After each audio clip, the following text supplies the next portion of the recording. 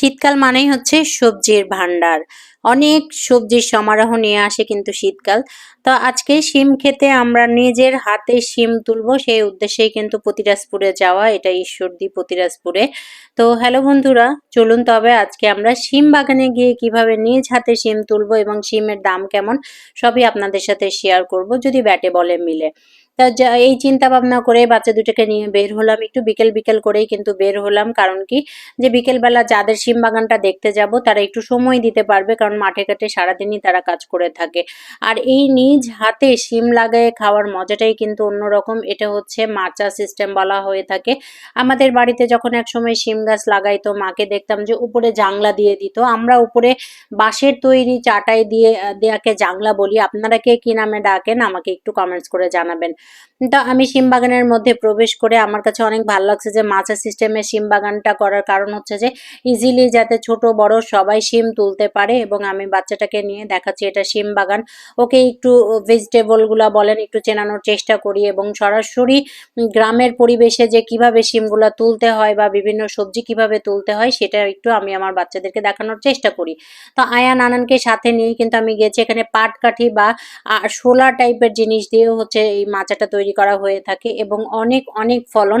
তো এই সবজিগুলা যদি খাওয়া হয়ে থাকে তাহলে কিন্তু দেখেন এত স্বাদ লাগবে, কারণ হচ্ছে সার বিষ একদমই দেয়া থাকে না এবং নির্ভেজাল অর্গ্যানিক উপায়ে কিন্তু এগুলো চাষাবাদ করা হয়ে থাকে।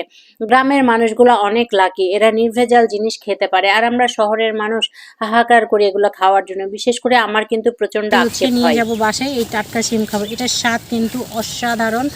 আর ফুল, তো শিম বাগানটা দেখে শিম বাগানের ভিতরে ঢুকে আমার অনেক ভালো লেগেছে। আমি যে উদ্দেশ্যে এখানে শিম বাগানে গিয়েছিলাম যে নিজের হাতে শিম উঠাবো, কিন্তু সেই সৌভাগ্যটা হলো না। কারণ হচ্ছে যে শিম বাগানের মালিক যিনি, তিনি আজকে বাসায় ছিলেন না। আমরা আসলে খোঁজ খবর না নিয়ে গিয়েছি, তারপরে যে উনি তার বাগানে ঢুকতে দিয়েছেন। এখানে কিন্তু শিম বাগানে কাউকে ঢুকতে দেয় না। আর এটা একদম পড়ন্ত বিকাল, এটা কিন্তু আপনারা একটু আগেই দেখতে পারলেন যে সূর্য প্রায় ডুবি ডুবি করছে।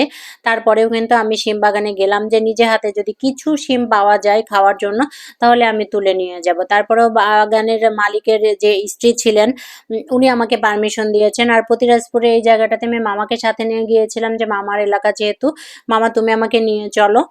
মামা কিছু বললেই আমার আবদারগুলো রাখে। তো শিম বাগানে গিয়ে আসলে আমি শিম তুলতে পারলাম না, তাতে কি হয়েছে, আমি আমার বাচ্চাটাকে সাথে নিয়ে পুরো বাগানটা ঘুরে দেখলাম এবং আপনাদেরকেও ভাবলাম যে একটু দেখায় রাখি। আপনারা যারা শহরে বড় হয়েছেন, শিম গাছ কেমন, শিম কিভাবে ধরে এবং শিমের ফুলের কালার কিরকম অনেকেই কিন্তু জানেন না। তো হালকা বেগুনি যে কালার এসেছে এবং অনেক অনেক পরিপক্ক অপরিপক্ক হয়েছে। সবচেয়ে বড় কথা হলো যে কিছুক্ষণ আগেই নাকি শিমগুলা তুলে উনি হাটে বিক্রি করে দিয়েছেন, যার জন্য আজকে আমি শিম তুলতে পারলাম না। তো এতে আমার মন খারাপ লাগে নাই, নিজের হাতে করে নিজে ইচ্ছে করে ঘুরে আসলাম। তো বাড়ি ফেরার পথে এই বাচ্চা দুইটাকে দেখে এত লোভ হচ্ছিল যে একটাকে নিয়ে দেই দৌড়। আমার কিন্তু ছোটবেলায় একটা কুকুর ছিল যার নাম ছিল টম। এরকম শীতের সময় আমি একে নিয়ে দৌড় দিয়েছিলাম। তো এটার নাম কি রাখা যায় এই গুল্লুমুল্লুটাকে, আমার অনেক ভালো লাগে, কুকুর বিড়াল। তো আজকে শিম বাগানের ভিডিও নিশ্চয়ই আপনাদের ভালো লেগেছে, অবশ্যই আমাদের সাথে থাকবেন। সবাই ভালো থাকবেন, বাই।